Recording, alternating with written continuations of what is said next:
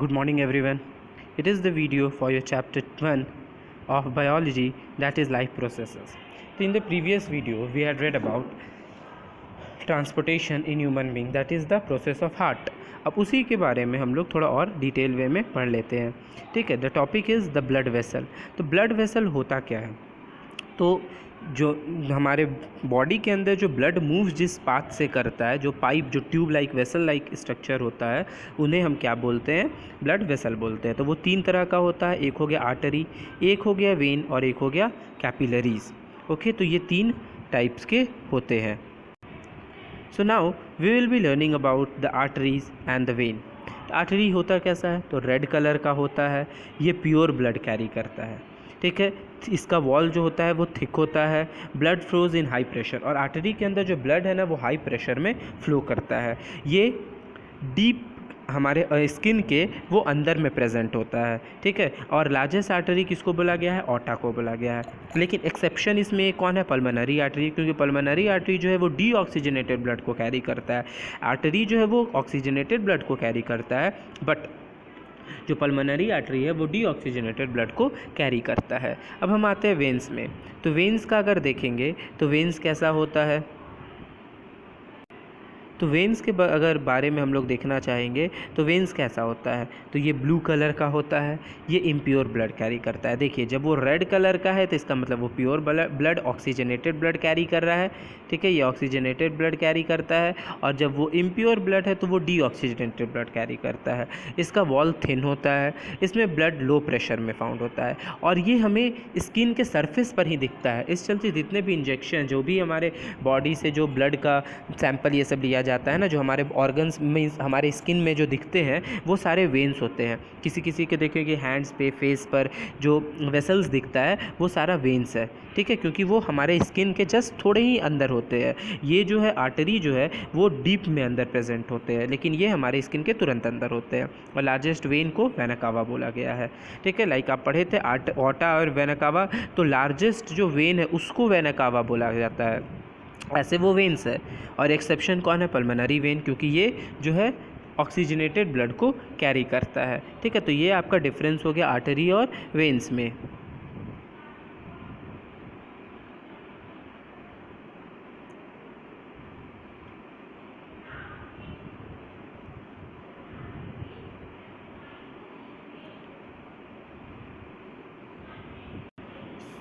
सो अब हम लोग नेक्स्ट पढ़ेंगे, दैट इज़ कैपिलरीज़ के बारे में. हम लोग 2 तो पढ़ चुके थे. दैट इज़ वो 2 क्या था? हम लोग 2 पढ़े थे. हम लोग आर्टरी और वेन के बारे में पढ़ लिए थे. अब हम लोग जो पढ़ेंगे वो होगा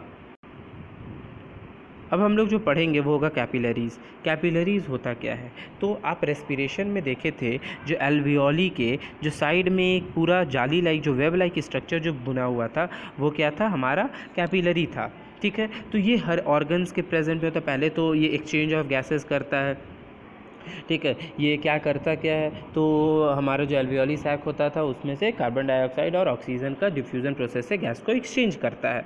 ठीक है, और उसके बाद जब ये ऑर्गन्स के पास पहुंचता है या टिश्यू के पास पहुंचता है, तो the blood vessel divided into smaller and smaller vessels to bring in contact with the individual cell. और ये हर एक वेसल, हर एक मीन्स ये जो कैपिलरी है, ये हर एक टिश्यू, हर एक ऑर्गन्स के पास ये जाता है. और उसके बाद वो इतना ज़्यादा छोटा पार्ट में डिवाइड हो जाता है कि वो एक नेटवर्क, एक वेब की तरह वो बना देता है. ठीक है, वो एक नेटवर्क बनाता है और उसको पूरा अपने आप में सराउंड करता है, जिसके चलते डिफ्यूज़न प्रोसेस से वो ऑक्सीजन और कार्बन डाइऑक्साइड का जो एक्सचेंज है वो कैरी ऑन कर पाता है. ठीक है, वो कांटेक्ट में आता है, जिसके चलते इंडिविजुअल सेल से ऑक्सीजन और कार्बन डाइऑक्साइड का एक्सचेंज हो सके. ये जो होता है, they are one thick cell. ठीक है, ये थिक होते हैं. लाइक आपका आर्टरी जो होता था वो थिक होता था, तो ये भी थिक होता है. उसके बाद ये जो कैपिलरीज़ है, capillary branch to form expensive network throughout the tissue. ठीक है, ये टिश्यू के हर एक टिश्यू को क्या करता है? एक नेटवर्क की तरह, जाल की तरह उसको बनाकर अपने अंदर कैरी ऑन कर लेता है. तो ये नेटवर्क क्यों बनाता है? तो जो ब्रांचिंग है, जब वो नेटवर्क बना रहा है, अगर मान लीजिए ये आपका कोई ऑर्गन है, ये एक नेटवर्क बनाया. ठीक है, इसमें ये कनेक्ट किया, तो जिसके कारण क्या हुआ, इसका सरफेस एरिया इंक्रीज़ हुआ। अब सरफेस एरिया इंक्रीज़ हुआ, आप लोग पढ़े होगे 9th में, जब भी किसी चीज़ का सरफेस एरिया इंक्रीज़ होता है तो उसमें डिफ्यूज़न प्रोसेस ईजिली हो जाता है। तो ये डिफ्यूज़न प्रोसेस को ईजी करने के लिए क्या होता है, ये नेटवर्क होता है। तो ये नेटवर्क क्यों होता है, तो ब्रांचिंग नेचर ये क्यों है, क्योंकि ये सरफेस एरिया को इंक्रीज़ कर रहा है और इसमें थिन वॉल्स होता है।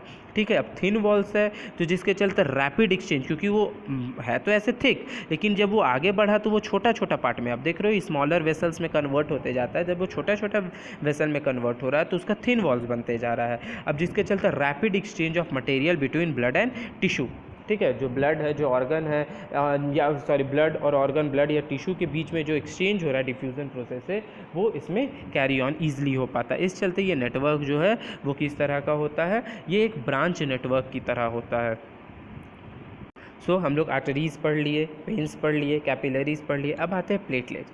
प्लेटलेट्स क्या होता है, तो प्लेटलेट्स ओवल शेप का होता है, ओवल सेल होता है, produce from giant cell in red bone marrow. ठीक है, ये बोन मैरो के अंदर प्रेजेंट होता है, या फिर रेड ब्लड सेल जो होता है उसमें, मीन्स ब्लड में ही प्रेजेंट होता है। ये मेनली कहाँ मिलता है, तो produce from red bone marrow. तो जो बोन मैरो होता है उसमें ये प्रोड्यूस होता है। ठीक है, इसमें न्यूक्लियाई नहीं होता है, लेकिन इसका प्रॉपर्टी क्या है, तो इसका प्रॉपर्टी है कि ये ब्लड को क्लॉट करता है। ठीक है, and that is the ability to arrest and stop bleeding. वो ब्लीडिंग को स्टॉप करता है। अगर मान लीजिए आपका कहीं कट हो जाए तो उसके ऊपर जो ब्लैक कलर का वो ब्लड जो है वो रुकना जो स्टार्ट हो जाता है, उसके बाद देखिएगा कि एक ब्लैक कलर का लेयर फॉर्म कर जाता है। तो ये प्लेटलेट्स ही होता है जो ब्लड को क्लॉट करता है। वो क्लॉटेड ब्लड होता है जो एक लेयर फॉर्म करता है, और उसको हेल्प कौन कर रहा है, तो ये प्लेटलेट्स करता है। लेकिन कभी कभी किसी को कोई बीमारी हो जाता है, लाइक प्लेटलेट्स का कमी हो जाता है, तो नॉर्मल अगर प्लेटलेट्स का कमी है तो आप आयरन डेफिशिएंसी, अगर आयरन का कुछ न्यूट्रिएंट, आयरन ये सब खाएंगे तो वो ठीक हो जाएगा। ठीक है, लेकिन अगर ज़्यादा है तो एक बीमारी जिसको नाम बोला जाता है हेमोफीलिया। हेमोफीलिया बीमारी में क्या होता है, प्लेटलेट्स रहता ही नहीं है। ठीक है, लाइक आप क्वीन एलिजाबेथ को देखोगे तो वो ग्लव्स पहने रहते हैं, क्यों, क्योंकि उसको हेमोफीलिया टाइप का डिजीज़ है कि अगर उसमें एक भी कट हो जाता है ना तो तुरंत आपको मेडिकल इमरजेंसी की ज़रूरत हो जाती है। अगर कट हुआ आपका ब्लड रुकेगा ही नहीं, फ्लो करते रहेगा, और ब्लड लॉस के चलते आपका डेथ हो सकता है। इस चलते जितने भी पर्सन जो डिजीज़ जिनको होता है, जिनके अंदर बॉडी के अंदर प्लेटलेट्स नहीं होता है, तो वो कैसे हो सकता है, तो या तो ब्लड का पूरा डायलिसिस होगा, ठीक है, या फिर ब्लड को चढ़ाया जाता है। ठीक है, तो ब्लड को चढ़ाकर भी किया जा सकता है, लेकिन जिनका पूरा ख़त्म हो चुका है उनका कुछ नहीं हो सकता है।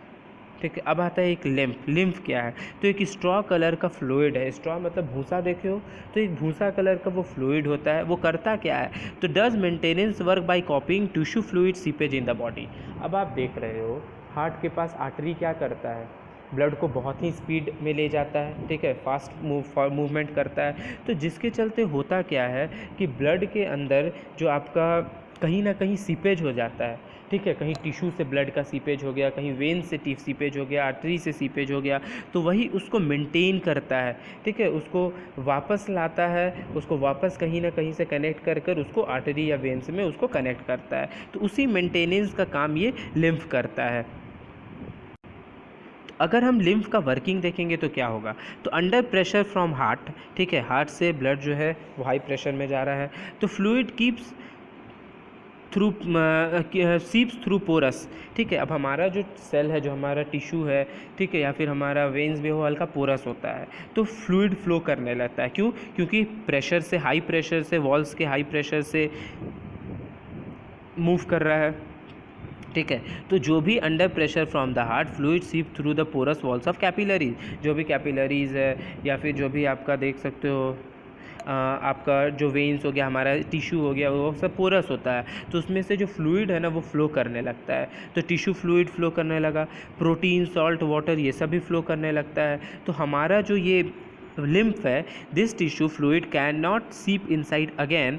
ठीक है, तो लिम्फ सीप अप देयर प्रोटीन। अब क्या करता है लिम्फ जो है, अब ये फ्लूइड जो है ये तो बाहर निकल सकता है, बाहर निकल जाएगा तो प्रॉब्लम होगा, तो ये लिम्फ क्या करता है, उसको सोखता है, उसको सोख करता है, और प्रोटीन को फिर से वापस अपने उसी डायरेक्शन में उसको भेज देता है। लाइक देखिए करता क्या है, तो lymph carries and drains to lymphatic capillaries. Lymph क्या किया, प्रोटीन को सोख लिया और उसको फिर लिम्फेटिक कैपिलरीज में उसको एंटर करवा दिया, which finally opens to large vein, और वो फाइनली लार्ज वेन्स में ओपन होता है। सपोज मान लीजिए आपका यहाँ से बाहर फ्लूइड निकलने लगा, तो लिम्फेटिक सिस्टम क्या करेगा, वो हर एक जगह प्रेजेंट होता है, हर एक ऑर्गन पास वो मेनली प्रेजेंट होता है जहाँ पे सीपेज होता है, तो वो उसको अपने अंडर ड्रेन कर लेगा लिम्फेटिक कैपिलरीज़ में, और लिम्फेटिक कैपिलरीज़ फिर वेन्स में जाकर मिक्सअप होता है। And lymph carries digested and absorb fat from the intestine and drain access fluid from extra cellular spaces back into the blood. देखिए क्या हो रहा है, लिम्फ क्या कर रहा है, ये डाइजेस्टिव और एब्जॉर्ब फैट है जो इंटेस्टाइन से, उसको ये क्या करता है, कैरी कर रहा है, ठीक है। And drains access fluid from extra cellular space back into the blood, और जो भी एक्सेस फ्लूइड वो निकल रहा है, जो रिलीज़ हो रहा है, उसको फिर से ब्लड में वापस भेज देता है, जिसके चलते जो डीऑक्सीजनेटेड ब्लड है वो कैरी होते रहे। मेनली ये डीऑक्सीजनेटेड ब्लड में ही कैरी करता है, क्योंकि जो भी आपका एब्जॉर्ब फैट है, ठीक है, आपका जो डाइजेस्टिव ये है, ड्रेन्स है, ये सब सारा क्या कर रहा है, सारा ये सब जितना भी है एब्जॉर्ब डाइजेस्टिव एब्जॉर्ब फैट है, ये सब सारा डीऑक्सीजनेटेड ब्लड में प्रोटीन ये सब सारा मेनली प्रेजेंट होता है। तो जो डीऑक्सीजनेटेड ब्लड है उसमें ही ये मिक्सअप होता है और फाइनली ब्लड में इसको ये इजेक्ट कर देता है। तो आपका यहाँ पर ट्रांसपोर्टेशन इन ह्यूमन बीइंग ख़त्म होता है। अब नेक्स्ट वीडियो से, नेक्स्ट क्लास से हम लोग ट्रांसपोर्टेशन इन प्लांट्स पढ़ेंगे। Okay, that's all for today, thank you.